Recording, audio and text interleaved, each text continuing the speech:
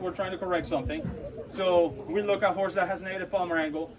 I build my wedges much higher than I would need, and then I can grind them down. So when I get pretty close to what I think is right, I put it on the foot, just let them stand on it, you know, like a little slipper, and we can re-x-ray it. It's like, okay, we like this. Well, no, now we can lower it a little. Okay, we lower it a little bit. So always, just to make the wedges pretty and smooth, you want to make sure that you leave an excess of your wedge so you can grind it down. Also, if you have a horse that is really unbalanced because of whatever reason, not an older horse, because if it's built that way at 25 years old, you're not going to correct that, you're just going to cripple it. You can actually build a wedge on one side and just kind of balance that foot a little bit. I had some that were trimmed really poorly and they were pretty unbalanced, so I built a lateral or medial wedge until I had enough foot to grow. You don't want to match the good side of the foot to the bad side of the foot. So you need to let it grow until you can only just trim the one side, and just that one let it catch up. And when you fix the weight bearing and the load, the hoof will start growing more evenly.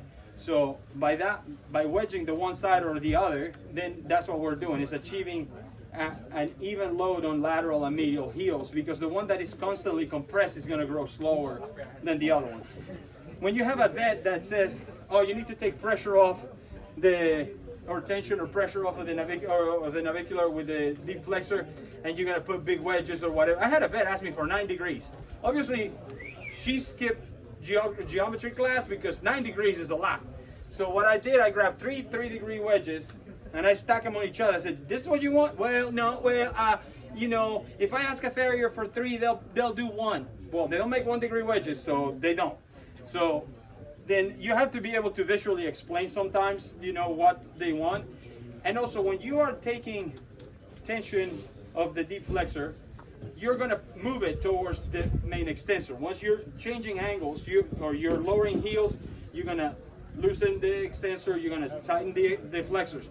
So we don't have a magic wand. That just doesn't go away. When you take it off one side, it goes to the other. Medial, it goes to lateral. Lateral goes to medial. Dorsal goes to palmar. You know, so you have to keep in mind what you're changing and how much you're stressing that structure that you're loading more now. And usually my changes are very gradual. I don't go full on, you know, like I'm lowering heels or whatever. I don't go and just whack them to where I would like them to be.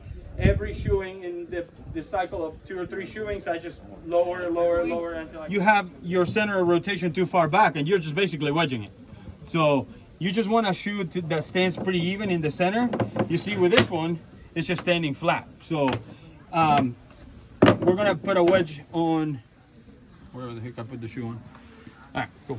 So one thing that we're gonna do is, first of all, we're gonna clean up and rough up the rubber on the ground surface. So we have a shiny, is more of a dull color. So now you have a pretty good area to bond to it. And we're gonna grab a cup. Thank you. And this is something that I advise you to do if you're gonna be doing it in hot weather. I advise you to just do one wedge at a time, because it might set before you get to the second wedge and you're gonna waste a ton of glue. The more you play with things, if you want to do arts and crafts, you know, this is a pretty cool shoe to use if you like that, because it's pretty versatile. So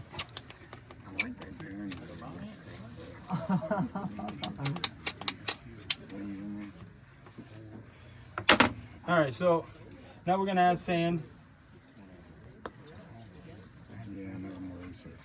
So you see, I'm adding about yay much. This is just the aquarium sand. So I'm gonna put gloves because this part usually does get messy.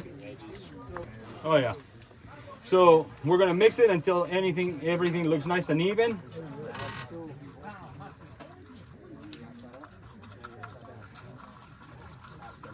What's the purpose of the aquarium sand? It's just to harden the glue even harder, so it's more abrasion resistant.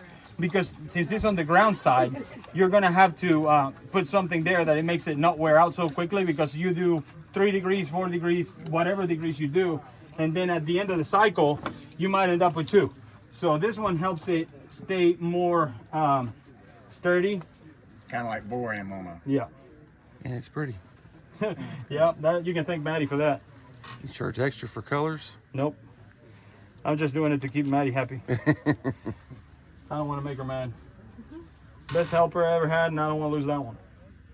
So basically I'm building that wedge, and you see I'm making it flat on the outside rim of the shoe. I'm just, because it has a little bit of a bevel, so I'm just trying to put it all the way to the edge. Make sure you don't have any air bubbles.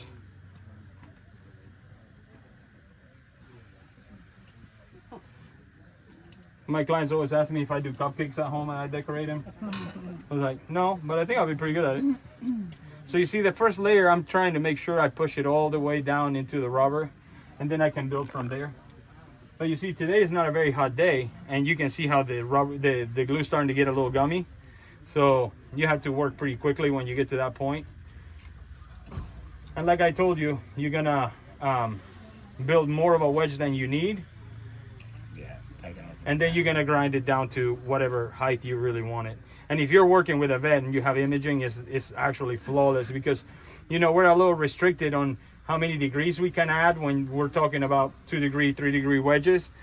But with this one, you can make 3.2, 3.5, 4.1. You can do whatever you want, because this is gonna allow you to build and grind exactly what you need. It's nice, you can slip it on and off during X-ray. Yeah, exactly. Instead of nailing it and... Yeah, that makes it a lot easier, because then you know exactly what you got. Add a little more, or take a little more. Yeah.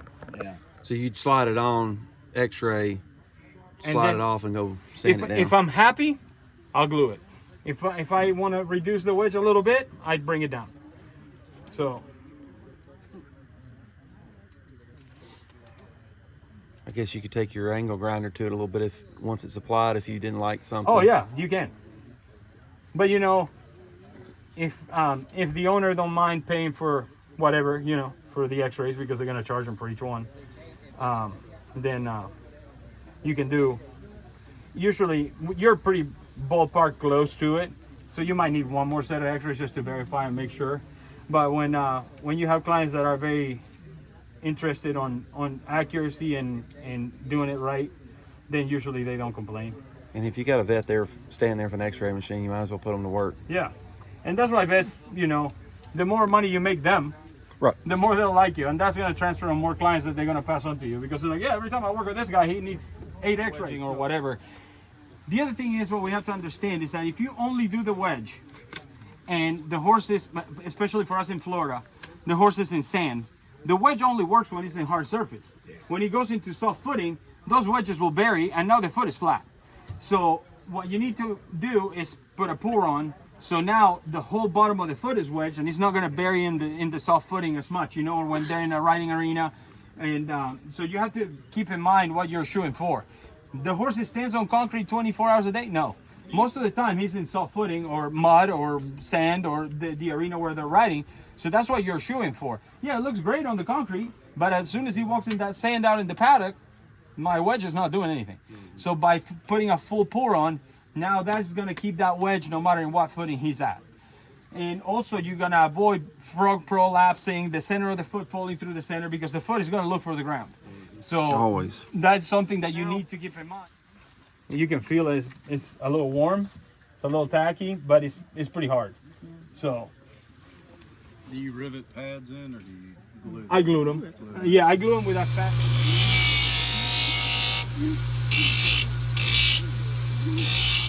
All right, so we're just gonna grab a normal pad. We're gonna do a piece of rubber sticking out, and that looks ugly. So the same way as I marked for my clips, I'm gonna mark for that toe cuff, for the lateral and medial cuff. And you see I'm marking like under the rim of the shoe. But here where the cuff ends, I'm gonna make a line. And now I'm gonna come a little further out. And I'm gonna mark a line, and now I'm gonna get under the rim of the pad. I'm gonna leave this piece a little longer, and then I'm gonna just grind it down to the shoe. It's fitting inside of the cuffs. I still have a little bit of excess here.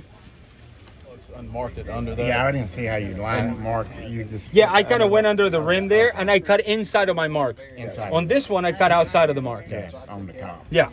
So you just make this line and you just cut on the inside of your line. Inside of that marker, yeah. On this one, you want to cut outside of the mark. Facebook experts, and they were putting the glue on the foot and spraying the shoe when they were gluing it. I don't advise you to do that because if the horse slams the foot down, there goes all your glue. If he slams the foot down with the spray, hit it with your hand a couple times, spray it again, you're good to go. The shoe's still good. So now I'm gonna put a little bit of glue on the edge of the foot surface of the branch. And what we're gonna, I'm not gonna spray that part. I'm gonna spray the pad. I'm gonna give it a pretty good, because the leather especially, it will absorb a lot of it. So you wanna keep it pretty wet. You're gonna bring it back in. Pretty wet and move fast, huh? Yeah. Especially with this glue, you have to move quick. And then you're gonna hold it. You don't think it'd be better to put the glue, the gel on the pad, and then you don't have to use so much of the other stuff on the I just think other it's side? more messy because when I'm trying to flex the pad to stick it in, I get it all over my hands. So with the pad not having the glue, I keep it from being all over my hands. You see, I didn't get any glue on me. And so yeah, this is done, it's stuck. So now what I'm gonna do is just clean it up. The glue U mesh, and actually I do vouch for this mesh, is a little more rigid and stiff than the other mesh. And also it's bigger. I'm shoeing a lot of horses that have size 3, size 4, size 5s. And sometimes the other mesh being narrower, I kind of like have to compromise where I fit it. With this one, I can fit pretty much any size. Yeah, that's a lot wider than what I'm buying. Is that y'all's product? This is a glue U mesh, yeah. Okay. And you know, so I can straighten it out. I just run it through the edge of the anvil a couple of times. Cool. So now it stays pretty flat. You don't have to fight it the whole time you're trying to cut it.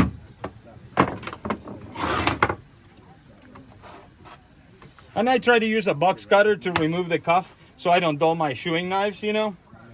I can change those blades in seconds and I should have...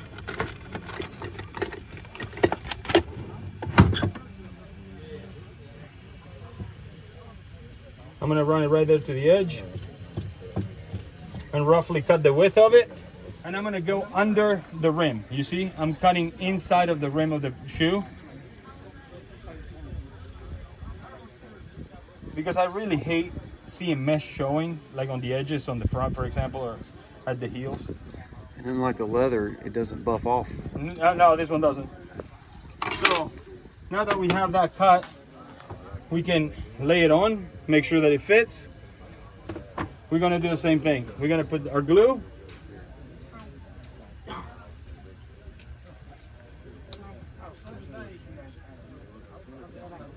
You use cotton plugs? For the plugins, for the stud holes, yeah. What do you do getting that off, man? I'm having Getting it off of what? off the tip whenever I go back. You just clean it off every time. Yeah, And I clean it before I put it off. for the inside getting where it takes. Oh really? Yeah. Mine doesn't. Oh. Yeah, I don't know. So now we'll. User error.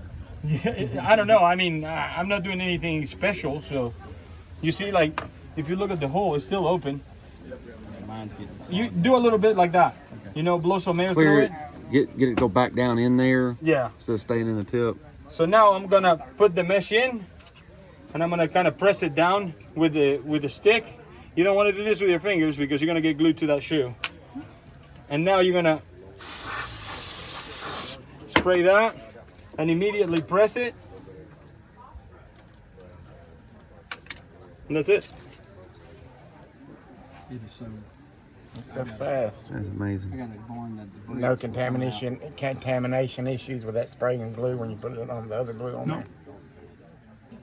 If you saw when I was spraying the foot, it was going everywhere. Yeah. So that doesn't interfere with. Try not to get a lot of glue on the nail holes because that hardens pretty hard, and then it's gonna start bending your tip.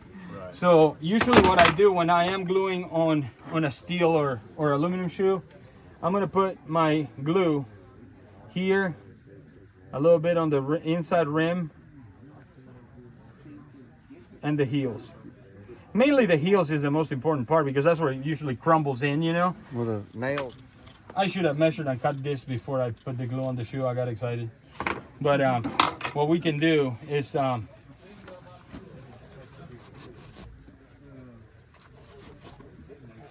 let's just do the same thing. Just put it there. And on these shoes, because you don't have the cuffs on the outside, you can take it to the grinder and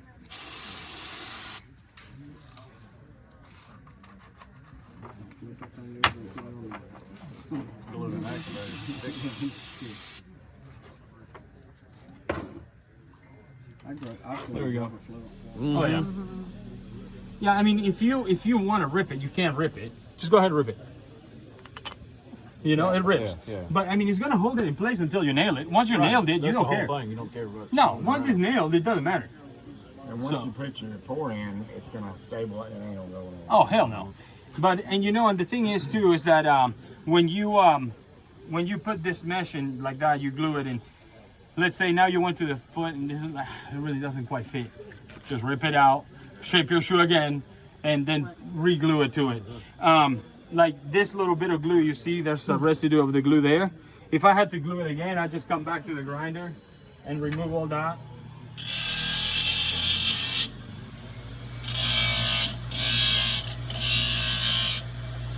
And that's it, you're ready to glue it again. So, yeah, it's not like 1000%. You couldn't glue a whole shoe with just that. But just to hold it in place or hold your mesh in place or hold the same way that we just did this pad, if you want to do a 2-degree wedge, 3-degree wedge, that's why we designed the cuffs in the original shoes were lower. And I told him, I said, let's make the cuffs a little higher. You can always trim them back if you have a really short foot. But if you're fitting pads inside of it, then you don't have a whole lot of cuff left on the original ones. So now with this ones, even if you put a 3-degree wedge, you're gonna have enough cuff that you can glue onto the foot. So if I'm conscious about the weight of my package, you know, when I'm adding to the foot, if you're gonna put a full pour onto the bottom of the wedge, it's pretty heavy. So I put my wedge pad inside, and then I can, or let's say I want to use dental impression material because I want something softer. The pour-on pads are usually 30 or 50 shore hardness. So with the dental impression, you can go to 15. So that's much softer. If you have a horse that is really tender-footed, you don't want to put something that hard. And also, it won't engage pressure until the rim of the shoe buries on the ground. When you have a full pour, immediately the horse is stepping, and that's just transferring pressure to the foot. The other really important thing is, and I see it all the time and I cringe, is people pouring freehand. They don't use a foam board and they just free pour. And most horses, you can hold that foot flat enough to have a absolutely flat pour, and you have ridges and valleys in the whole pour on. What that happens is, like, when the horse engages the ground, those high spots are going to transfer pressure right above it, and the low spots is not giving you enough support. So a foam board that costs 25 cents is going to ensure that you have an absolute perfect pour every time. So don't skimp on that. If you cannot charge your client an extra 50 cents for 2 foam boards, you need to review your business plan. Where do you get your foam boards? I just, whatever. For a quarter. I mean, I don't even know what they, I don't care. Yeah. Because I'm charging for it. Yeah, so, you put it on you know, I buy the 100 board box, and I don't know how much it costs. I like the foam board because you can kind of press it down a little bit. Oh yeah, and you can make a relief. Yeah, absolutely. You know? Or you can let them set it down and equalize Yeah, it if you get too much pressure. Push it down so you don't get everything. Absolutely, and that's what I love. As soon as I put my pour and I see that it's starting to harden, I put it down and he can squeeze out whatever excess, and it always makes that nice, beautiful little relief from the. This is a rocker, so in order to rocker the toe, you are going to have to reduce the length of the medial and lateral cuffs at the toe quarter, so you can like hang it over the anvil, and then just you're going to hammer it just exactly the same as you would hammer any other rocker that you're going to put on a forged shoe. So you can do it longer or shorter or whatever. On this one, as you can see, I removed all the rubber, and it's not because I did the rocker, it's just so I can show 2 things in one shoe. I removed all the rubber from the ground surface of the shoe, so now when you look at the width or the thickness of the shoe, this is a 5/16 now, this is a 3/8. So if, like we were talking about hoofs trying to prolapse, or the height is too much and you want the foot to be closer to the ground without having to pad it or anything else, then you just remove all the rubber off until you see the aluminum. And you see how you have these little tabs of rubber in between? That's because there's a hole through there, and it's just vulcanized to the top side of the rubber. The other thing is that you can keep in mind is you see these little flat spots right here all around the shoe. If you want to put tungsten pins and you're not going to remove the rubber, that I usually don't because I want him to have to wear through the rubber and then through the shoe. Everywhere that you see a flat spot on the rubber matches to one of these flat spots. So if you want to put your tungsten pins, you can put them wherever you need. So in the toe, like right after this one, if you go about 1/2 inch in you can put 2 tungsten pins at the toe. Here you have the wear bar, so you try to drill through that and it's gonna kick your bit like forwards or backwards. So I put the toe ones, put ones in the center and put ones in the heel, like on an endurance horse, for example. So I don't know who was asking me about buggy horses, but that's what I would do if I had a horse that pulls a buggy on the road. I'd probably do that. You'd have to almost. Yeah. All that kind of wear and tear. Here I keep this aluminum plates, and I can cut hard bars, I can cut bar shoes, and then I recess that, and then I put this flat, I don't know the name of these bolts, but they're the hex head, and they're flat and they kind of sit into the aluminum. Because also when you do hospital plates, if you put the bolts, they stick out way too far up. So now the horse is standing on those bolts, you know, and if you have a 3 bolt, like if I have to do bolts, I do 4 just so it's balanced. But if you only have the center bolt and the 2 on the heels, that foot, it wants to do this all the time between the bolts. This way you don't have to, and I don't even have one at the toe because I did an S bend on my plate and I recessed the toe with a grinder. So when the client has to remove it, just takes these 2, slides the plate out, changes the dressing, slide the plate back in, put the screws back on. And this is something over years of annoyance by clients. When I do any kind of hospital plate bolts or these or whatever it is, I make them a spare set of bolts per plate because I tell them don't change it in the stall, take it out to the mat. Where are they gonna change it? In the stall. So then it falls in the bedding, they'll never find it again. Then the next day, oh, I lost a bolt. Then I have to go back and give them a new bolt. So when I give it to them, I give them the Allen key and I give them 2 spare bolts. That's it. If I have to come back after you lose 4 bolts, we're gonna have a serious talk and I'm gonna charge the heck out of that. This one, you see, like I was talking earlier, if I have a horse that I needed to break over, let's say if this is a right front laterally, to just relieve stress of structures in the upper leg, I just can put the roll just on one side. I can put it on both. And this one also has the mesh that we just showed how to put it on. This one is a wedge pad, the same way that we fitted the flat leather pad. I like this, the plano pads. They're a hybrid, so it's rubber and leather. So the leather is softer towards the foot side. And then the rubber holds a lot better than a full wedge on a leather pad because that compresses, you know. And for us with the wet weather, is always constant, like moisture. So the leather pads kind of crush quite a bit. I really never reset leather pads. When I redo the horse, I do a new pad. So here we have another one that I did the same way, but just a bar shoe. And you see how here I drill these holes and countersink them on the ground side. It's because when I put dental impression material, I want that to be locked in place.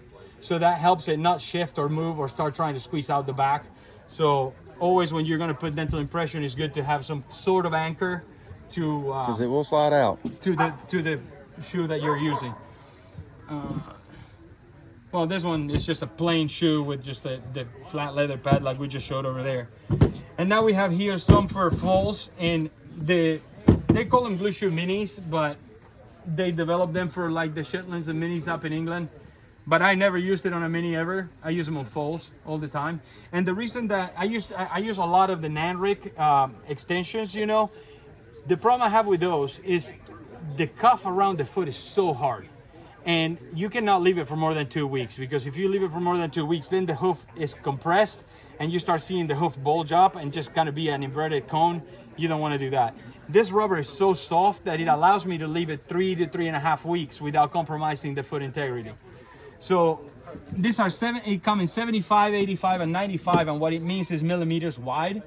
So what I do for my extensions for foals, I just trim my foot, shape the shoe, and trim my plate. And then according to what the vet wants for extension, it's a plan that me and the vet come together and just like, okay, let's do 1 inch, let's do 1.25 inches, let's do whatever. That's what I cut the length of my plate. And I safe it with the grinder all around just so they don't cut themselves. But also on like the heel extensions, I always advise to put a roll of gauze and just light vet wrap or elastic on so they don't catch it and pull it, because babies are being babies and playing and jumping and frolicking, and there's always like the worst extensions for a foal to keep on is heels extension and medial extension, because those are the ones that are going to step on the most.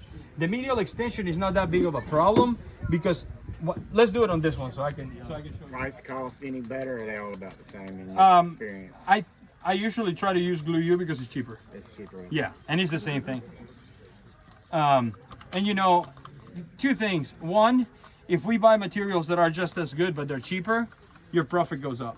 Exactly. And the other thing is, I do some charity cases. I call them charity cases because I feel bad for the 90-year-old lady with this 38-year-old horse, and she's never going to be able to afford to pay me $600 to shoe her horse, and I do it for $200. So I need to use whatever is the cheapest. So you see, and you just, I'm whipping, and I can, like, especially if you're going to do a direct glue, you have to feel your glue. Once you start feeling a little thicker, that's when you start putting it on the shoe and put it on. I don't want to hold that foot up in the air forever. Because when you do direct glue, if you put it down on the ground, game over. You squeeze all the glue out of it and you don't have anything. So what I'll do is on my extension, especially on a medial, I just fill it with glue. And this is just to make sure he doesn't have anything to step on. Yeah, it's just gonna help. You see, I don't want to go above the cuff because I want this cuff to be able to move with his foot and expand when his foot grows. So I'm only gonna go to the bevel, and then I'm gonna grind it nice and pretty. But yeah, so if you do this right here, it's gonna help anything that steps on it just slide off of it. You can't do it on the heel because you don't want to have that pressure on the balls or whatever. But How did you apply the plate? oh, the plate the same.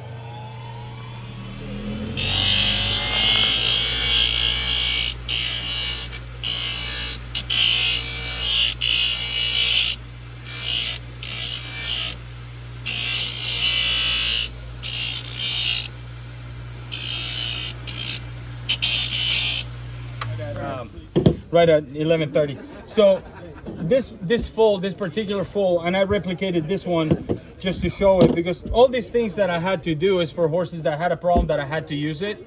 So then I just replicate one to show people. This baby had a deep flexor injury. He cut himself, and so we needed to support the back of the foot and elevate it. So what I did is basically cut my plate twice as long as what the vet wanted, just make my fold. And this I just like hammered it cold into the anvil. So, and then I put a little bit of glue between the two pieces and rivet it in. So now we had the elevation that the vet wanted, and even if we wanted to kick this for more elevation, the only angle that we want to lift that up. So if I want it higher, I hit on that side. If I want it lower, I'll hit on that side. But yeah, then you can adjust the angle until you and the vet are happy with it. I mean, that's it. So the same way to apply it to the plate. Grind the rubber off the shoe as much as you can, then apply your glue, set it on once you have your package built, and always, of course, shape the shoe before you do all this.